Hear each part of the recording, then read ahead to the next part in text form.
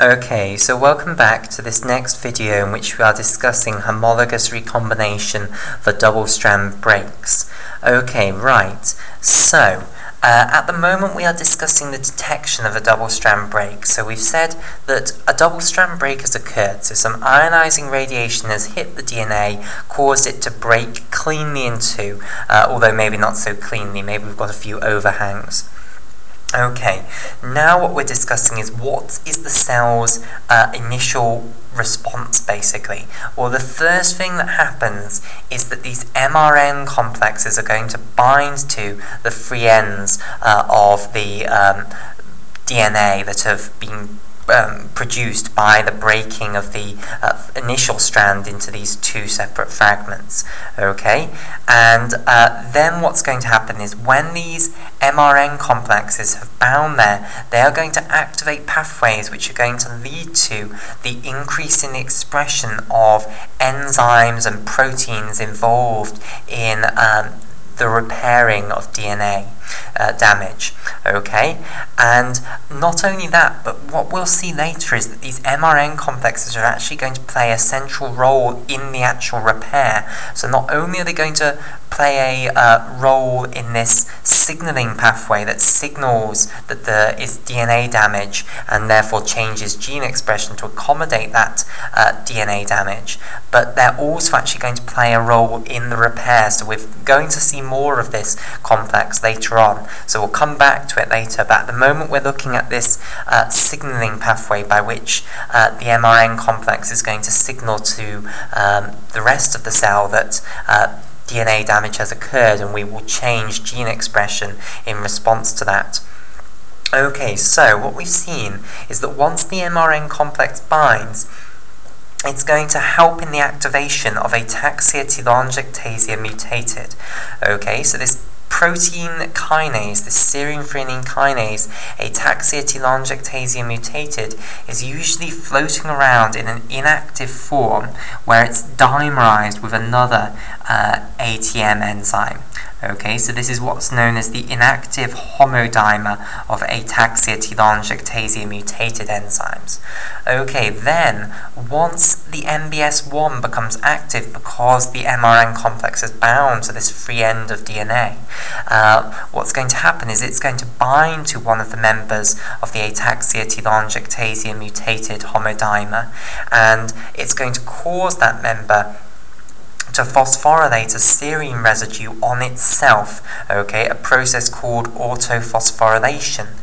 Then what this causes is it causes the breaking away of the other ataxia telangiectasia mutated enzyme, and the one that remains bound there now, which hasn't got the other one bound to it anymore, and which is phosphorylated on this serine, this is now going to be active, okay, and it's going to then be able to phosphorylate serine and threonine residues on other proteins. Okay, right. So, the key protein that it is going to phosphorylate is a histone protein. Okay, so I just want to have a little chat about what histone proteins actually are, just to make sure that everyone's familiar with them.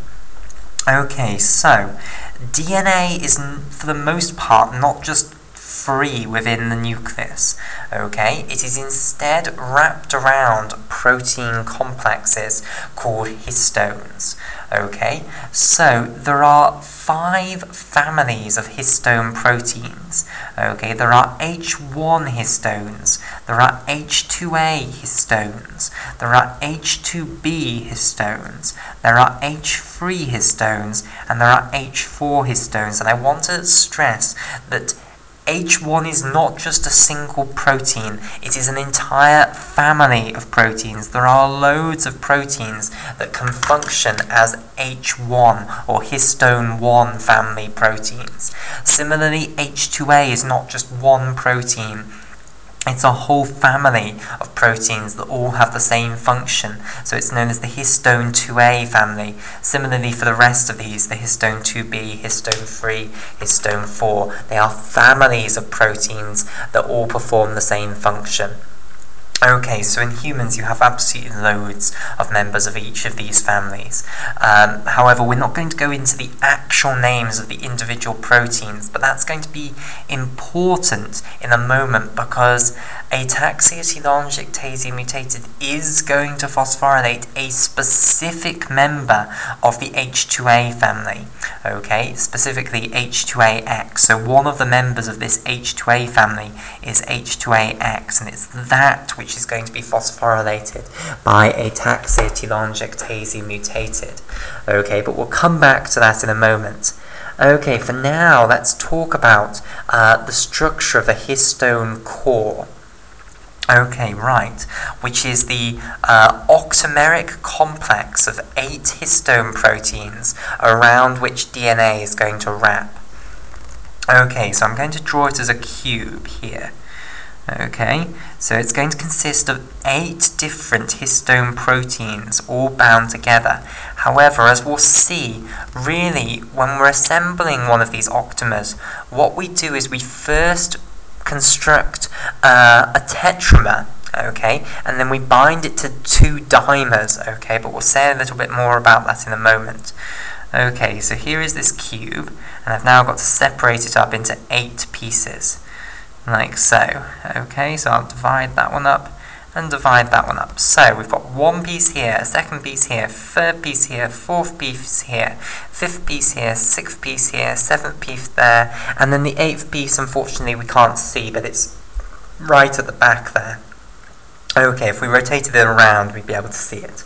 Okay, so basically, when you assemble one of these histone cores, which is an octamer, an 8-membered structure, okay, you are going to use 2 histone 2A family histones, 2 histone 2B family histones, 2 histone 3 family histones, and finally 2 histone 4 family histones. Okay, so let me show you the arrangement of these histones. So in this slot up here, we'll say that this is going to be a histone 4 here. Okay, so I'll colour this in blue. So this is a histone 4 here. Then in the slot behind that here, we'll have histone 3. Okay, so remember, histone 3 is not just one protein, it's a whole family which all perform the same function. So we will have a histone 3 is what I should actually say. Okay, underneath here we will have another histone 3. Okay, and again I'll colour this in red. Okay, so this is also going to be a histone 3 family histone protein. Okay, and then in this space back here, diagonally opposite this first histone 4 protein, that's also going to be a histone 4 here. Okay, so this is a histone 4, and I wish I hadn't put that label there because I want to draw more on this in a moment, but never mind. Okay, right. This is when I was talking about the fact that histone octamers are, when we're constructing one of these octamers, we firstly take a tetramer and then 2 dimers and stick them together. This combination, okay, of 2 histone 4s along with 2 histone 3s, which are diagonally opposite each other like this, this firstly forms a tetramer. Okay, so if you want to build one of these things, you don't just bring all 8 of the subunits together all at once, smash them together and get one of these things. Firstly, you construct a tetramer of histone 3s and histone 4s. Okay, and this is the arrangement of the histone 3 histones relative to the histone 4 histones. So they are diagonally opposite each other, basically. Okay, right.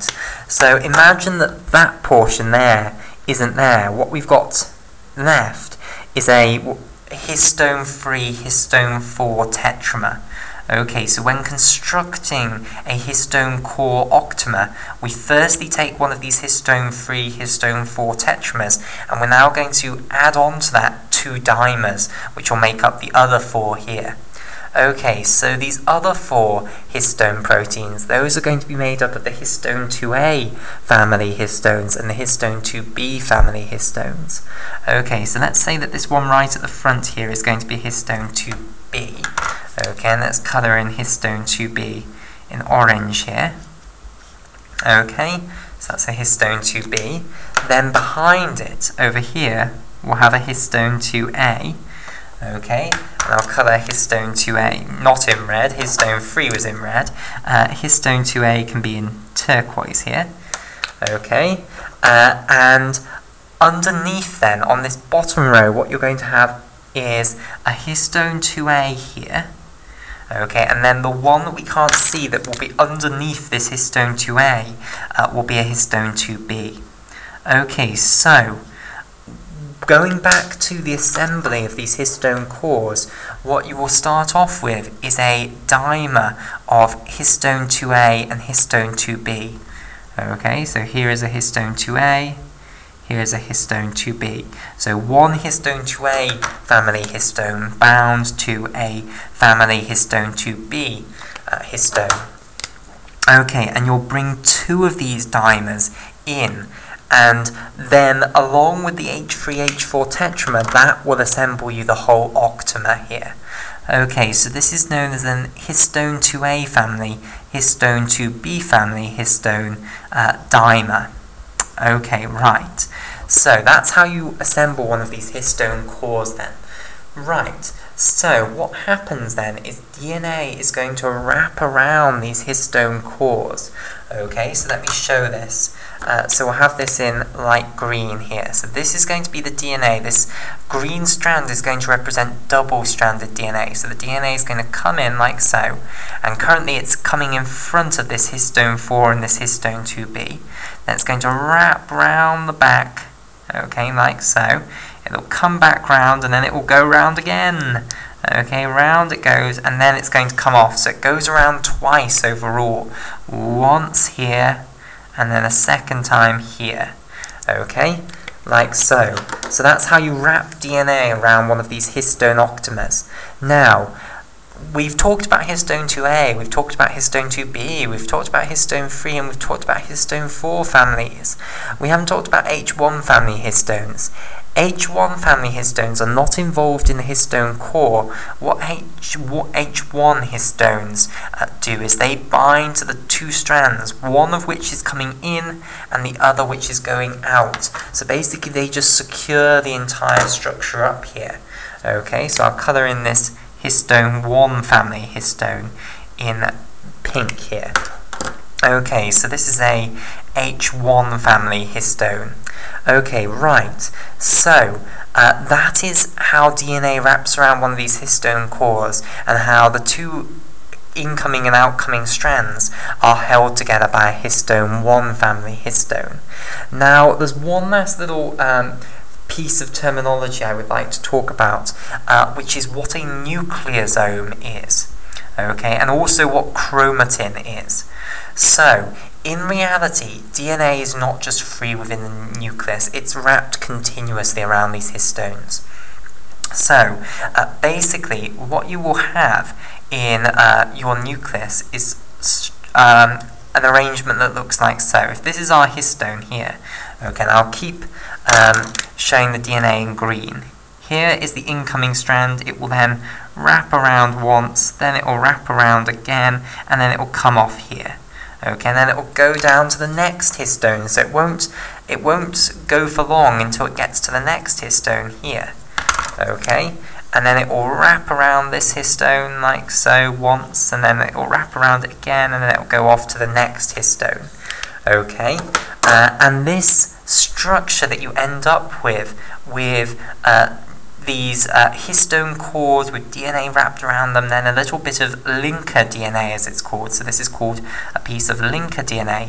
This structure is known as chromatin, okay, and it's often compared to beads on a string, okay, so the histone cores with the DNA wrapped around are like the beads, and then the linker DNA is like the string, okay, so chromatin is often compared to beads on a string, and that's what chromatin is, this fibre, which is DNA and protein, okay, so it's not just DNA anymore, it's DNA wrapped around protein, okay, that fibre, that's what is known as chromatin.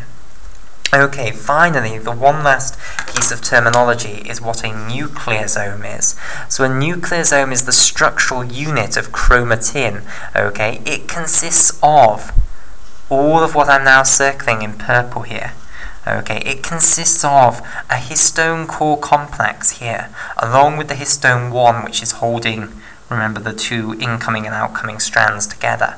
Okay, it then consists of the DNA wrapped around the histone core complex.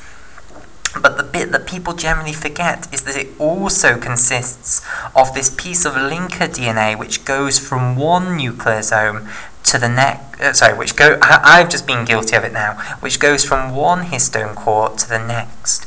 Okay, so this is the repeating unit of chromatin. Here is the next nucleosome here, and then you'll have another nucleosome after that. Okay, so this is what you repeat over and over again in chromatin, and you can't just have the histone core with the DNA wrapped around it, because that wouldn't then include linker DNA, and that wouldn't therefore be the repeating unit of chromatin. You need the linker strand as well. Okay, so that's what a nucleosome is. Right, okay, so now we've reminded ourselves of the fact that DNA is wrapped around these histone core complexes within the nucleus. We can now talk about the phosphorylation of histone 2AX by ataxia telangiectasia mutated. Okay, so let me just remind you of where we've got up to. So I'll redraw a little picture for you. So let's have our DNA double strand here, and let's say we've got our free end here where the double strand break has occurred, and we know that what has happened is this MRN complex has come and bound around it here. So let's try and show our MRN complex here. Okay, so remember we have this loop that encircles the free end of the DNA.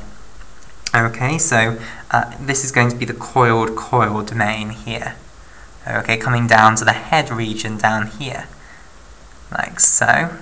Okay, and then the same on this other side. Here is another coil domain, and I'm going to have to extend the DNA forward a little bit to fix the picture. Okay, and then we need the other coil, of course, like so. Okay, right, so let's colour in those portions. So we've got up here the zinc hooks in orange, then below we've got the heads in green. Okay, so let's just label everything up. So this is the zinc hook, and these are two RAD50 proteins, remember, dimerized together. So this is RAD50 we're looking at here. And down here, these are the two head regions of the RAD50 proteins.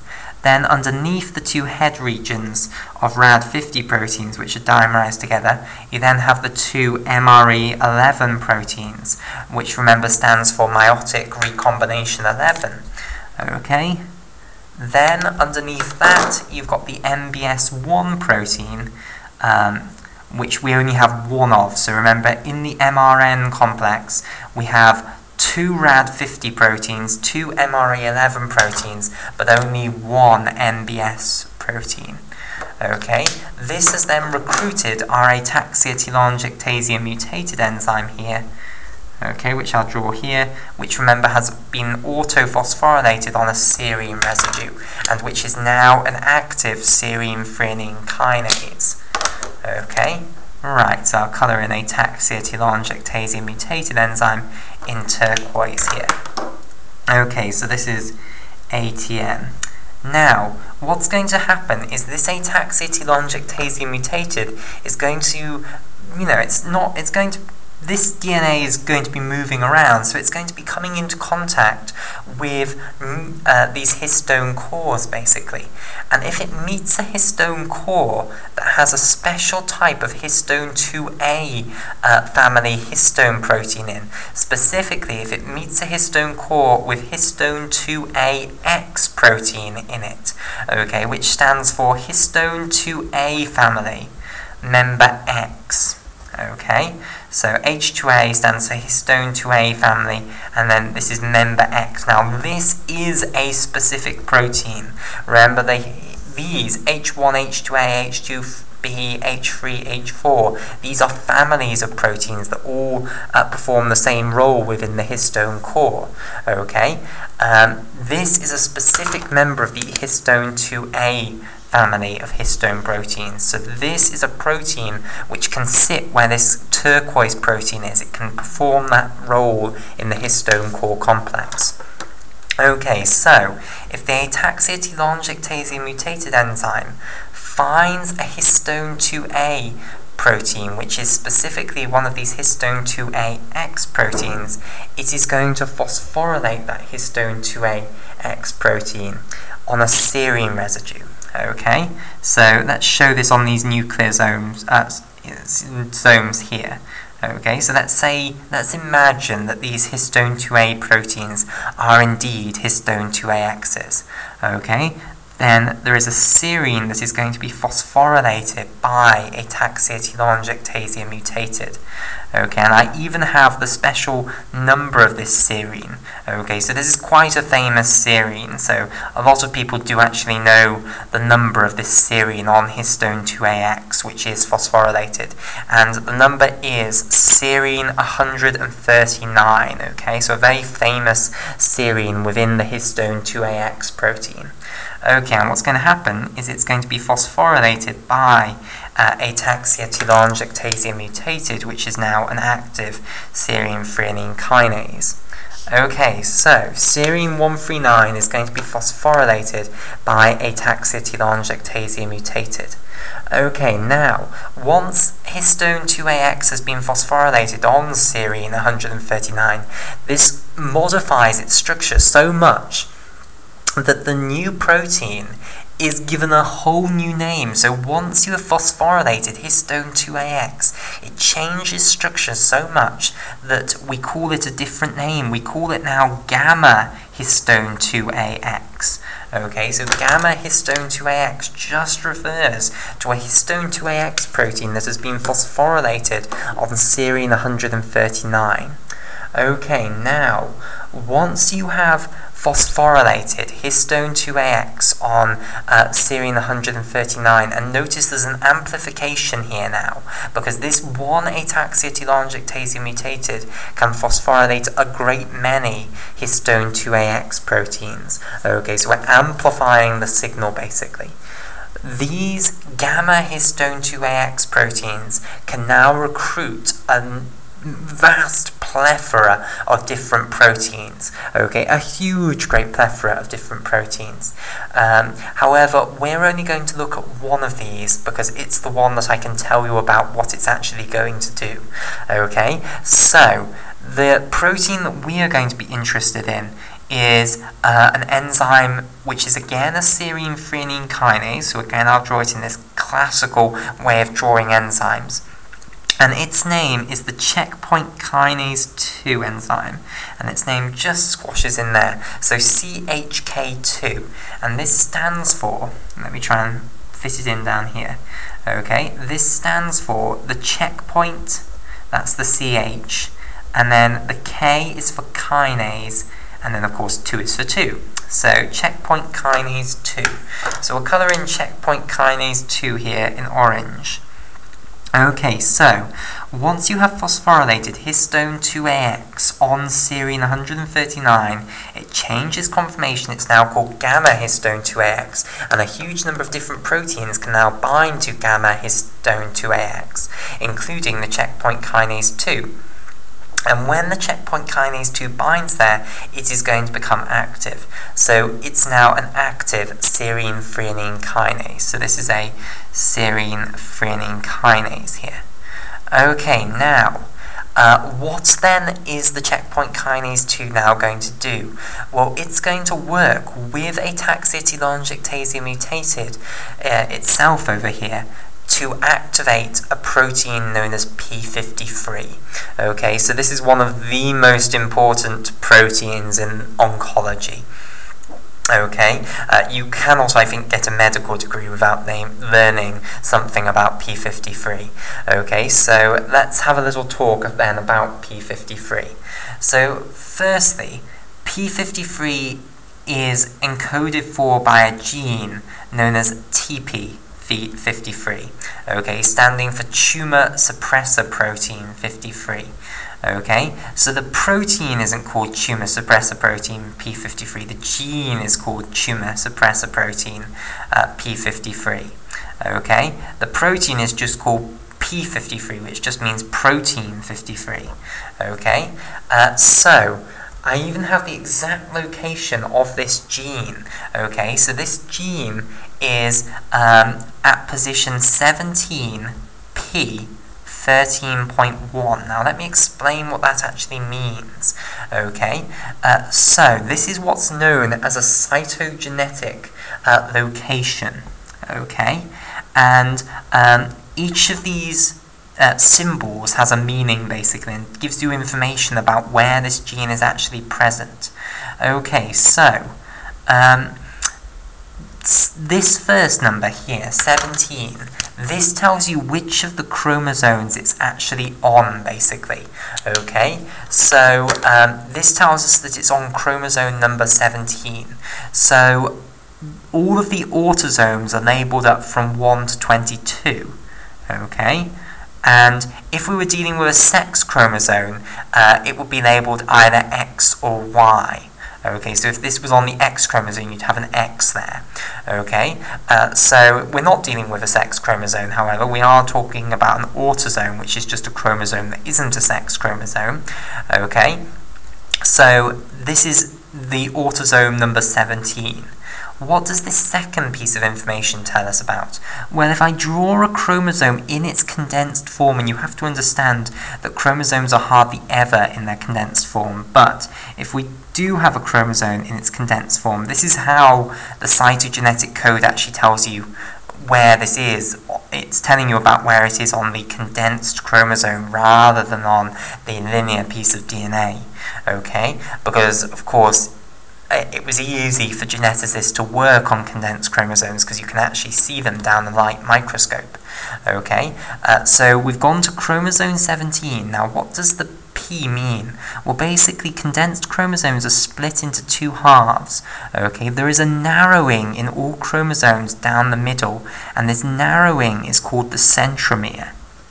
Okay, right, and this splits the chromosome into two halves. Okay, there is a large arm here, and the large arm of a chromosome is also always known as the Q arm, and the short arm of the chromosome, the smaller one here, this is known as the P arm. So 17p tells us to go to chromosome number 17 here, and also to look at the P arm of chromosome 17. Okay, now, what does the final portion then mean? 13.1. Well, this tells us how far you are away from the centromere. So the bigger this number is, the further you are away from the centromere. Okay, so 13.1 tells us how far we are from the centromere, and it gets bigger as you get further away from the centromere. So that's what that actually means. So that's just a little bit of a revision of what cytogenetic location means. Okay, right. So now let's talk about the actual structure of P53 itself. But I think we'll actually have a break here, and we'll discuss the structure of the P53 protein in the next video.